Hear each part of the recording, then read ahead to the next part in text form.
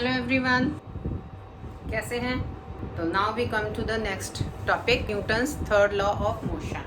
Whenever one body exert a force on another body, the second body exerts an equal and opposite force on the first body. एक ball लिया, ball को लेकर के दीवार पे यूं मारा, तो जितने फोर्स से हमने बॉडी को दीवार पे फेंका उतने ही फोर्स से दीवार भी उस बॉल को उतना ही फोर्स उस पर लगा रही है. तो एज अ रिजल्ट क्या हो जाता है कि जितने फोर्स से हम दीवार पे बॉडी को मारते हैं उतने ही फोर्स से दीवार भी हमारे पास बॉडी को, बॉल को भेज देती है. एप्लीकेशंस इसकी क्या क्या हैं, ये इंपॉर्टेंट है पढ़ना.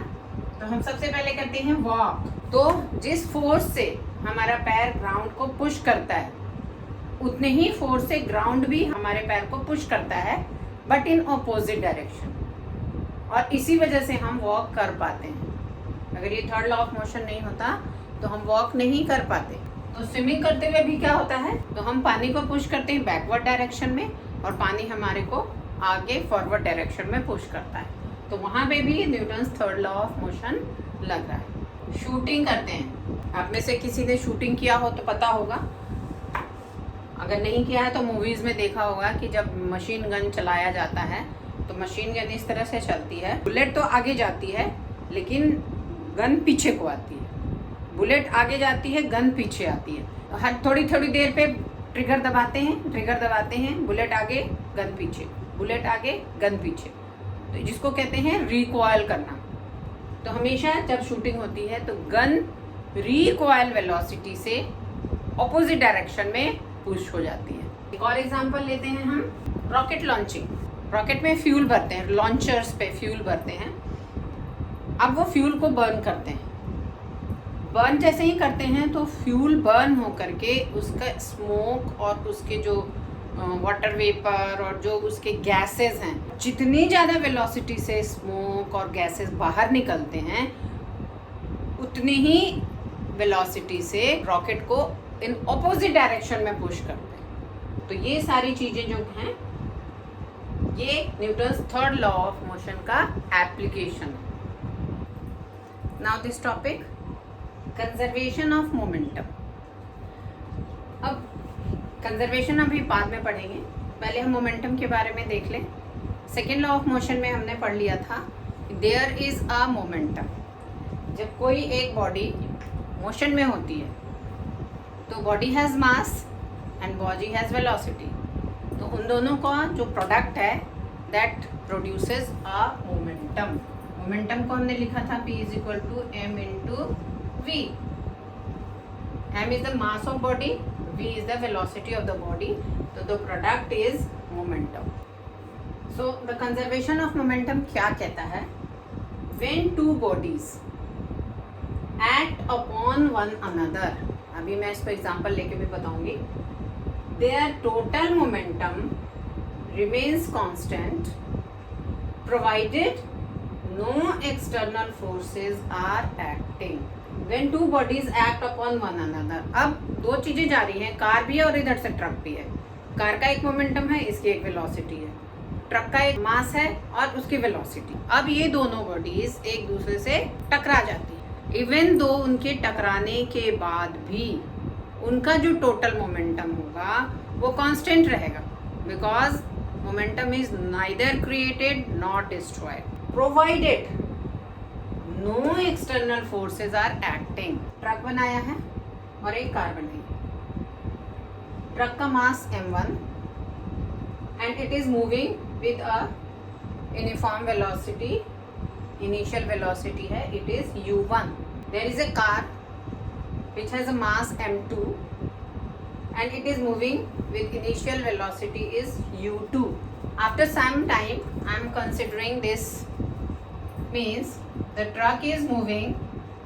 अब ये फाइनल वेलोसिटी हम इसकी मान रहे हैं, तो इसका मास है m1 और फाइनल वेलोसिटी मांग रहे हैं दैट इज v1 और कार का फाइनल वेलोसिटी है इट इज v2. अब मैंने यहाँ पे लिखा हुआ है, अगर इसका मोमेंटम क्या होता है, momentum m into v. V means velocity. अगर ये इनिशियल वेलोसिटी है तो हम यहाँ पे u1 लिख सकते हैं, तो इसका मोमेंटम हो जाएगा, ट्रक का मोमेंटम हो गया m1 into u1, m1 into u1। इन दोनों का अगर हम मोमेंटम निकालेंगे किस तरह से, ये मोमेंटम हो गया ट्रक का और m2 u2 ये हो गया कार का। अगर इन दोनों को हम प्लस कर देंगे तो ये हो गया मोमेंटम बिफोर कोलिजन। अब सडनली क्या होता है कि ट्रक ने कार वाले को पीछे से धक्का मार दिया, कोलिजन हो गया। अब क्या हुआ, कार और ट्रक दोनों का वेलोसिटी चेंज। अब उस आफ्टर कोलिजन जो वेलोसिटी होती है उसको हमने लिया फाइनल वेलोसिटी एज अ, तो ये बन गया v1। ट्रक का हमने u1 लिखा था तो ट्रक का हमने v1 ले लिया, कार का हमने u2 लिया था इनिशियल, तो कार का आफ्टर कोलिजन हो गया v2। तो आफ्टर कोलिजन ट्रक का मोमेंटम हो गया m1 v1 और कार का मोमेंटम हो गया m2 v2। अब आप समझ लीजिए कि कार को ट्रक ने थोड़ी देर के लिए धक्का मार दिया। अब मान लीजिए कि ये जो ट्रक है, ट्रक ने कार पे F1 फोर्स लगाया और उसके रिजल्ट में कार ने भी F2 फोर्स लगाया। तो ट्रक ने लगाया F1 फोर्स और कार ने क्या लगाया, F2 फोर्स। ट्रक का जो F1 है उसने कार पे ये फोर्स लगा दिया, तो अब कार का जो वेलोसिटी है वो चेंज हो गई। वो क्या बन गई, due to this F1 velocity of car changes from u2 to v2 after collision। what will be the acceleration of car a2, acceleration क्योंकि 2 हमने कार के लिए लिया हुआ, तो acceleration of car a2 will be equal to v minus u, v2 minus u2 upon t। But हमें पता है कि F is equal to mass into acceleration होता है। ड्यू टू दिस F1 ये जो कार का एक्सेलरेशन है चेंज हो जाता है। M क्या है, ये m2 कार का एक्सेलरेशन चेंज हो रहा है। तो हम यहाँ पे इस तरह से इसको लिख सकते हैं कि F1 is equal to m2 v2 minus u2 upon t। F1 truck ने लगाया, किस पे लगाया, कार पे लगाया। तो due to this F1 car का जो एक्सेलरेशन है वो चेंज हो गया। अब चेंज कैसे हो रहा है, v2 minus u2 upon t। अब हमें मालूम है कि force is equal to mass into acceleration. अब कार का मास है m2 और a हमने लगा दिया कार का v2 minus u2 upon t। तो F1 हमारा निकल आया m2 v2 minus u2 upon t। इसी तरह से निकालते हैं एक्सेलरेशन ऑफ द ट्रक जिसको हमने 1 माना हुआ है। एक्सेलरेशन क्या होगा, a1 is equal to v1 minus u1 upon t। Force of car F2 है, तो F2 ये कार ने लगाया किस पे, ट्रक के ऊपर। तो कार का फोर्स है ट्रक पे लग रहा है, तो हमने क्या किया, मास ऑफ ट्रक क्या है m1, एक्सेलरेशन ऑफ ट्रक हमने यहाँ भी निकाल दिया v1 minus u1 upon t। अब हमारे को F1 का मिल गया और F2 भी मिल गया। तो F1 क्या था कि ये force exerted by the truck on the car, और F2 क्या है, अब as a result F1 apply हुआ कार के ऊपर और रिजल्टेंट में F2 अप्लाई हो गया ट्रक के ऊपर। According to third law of motion अब क्या होगा, F1 will be equal to minus F2। F1 mass into acceleration, तो मास हमने हमारे पास था F1 के लिए मास था m2 क्योंकि ये कार पे जा रहा है, कार पे जो फोर्स लगा है तो v2 minus u2 upon t। ये हो गया हमारा F1 और अब is equal to negative sign. F2 क्या था, m1 v1 minus u1 upon t। दोनों साइड t कैंसिल हो गया, तो अब हमारे पास बचा m2 v2 minus u2 is equal to minus m1 v1 minus u1। इन दोनों को m2 से मल्टीप्लाई करते हैं, this becomes m2 v2 minus m2 u2। अब ये नेगेटिव आएगा, माइनस m1 v1, अब minus minus plus m1 u1।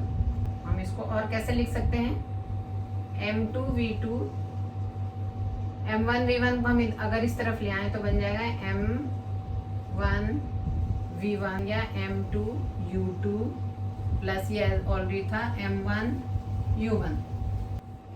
अब इसको हमने रीअरेंज कर दिया किस तरह से, m1 u1 plus m2 u2 before collision का मोमेंटम था is equal to m1 v1 plus m2 v2 that is after collision. Momentum before collision is equal to momentum after collision. इसको हम लिख सकते हैं पहले भी उतना ही मोमेंटम था जितना बिफोर कोलिजन और आफ्टर भी। इससे ये प्रूफ हो जाता है कि मोमेंटम जितना कोलिजन से पहले था उतना ही कोलिजन के बाद भी रहेगा, and this proves that there is a conservation of momentum.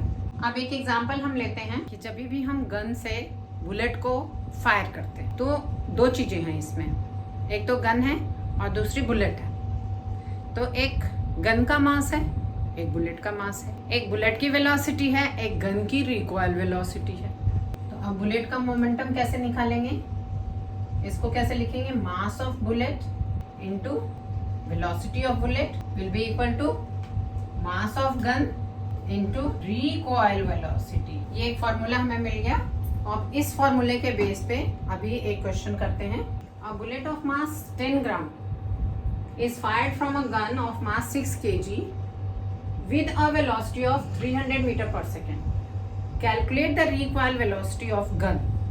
तो हमें चार चीजें चाहिए, गन का मास इंटू गन की recoil velocity. This will be equal to mass of bullet into velocity of bullet. क्या निकालना है, recoil velocity of gun। तो हम इसको रीअरेंज कैसे कर सकते हैं, recoil velocity of gun will be equal to this upon mass of gun। अब इसी फॉर्मूले में हम जितने सारे गिवन चीजें दी हुई हैं वो सारे हम पुट कर देंगे। Is equal to mass of bullet क्या है 10 ग्राम्स।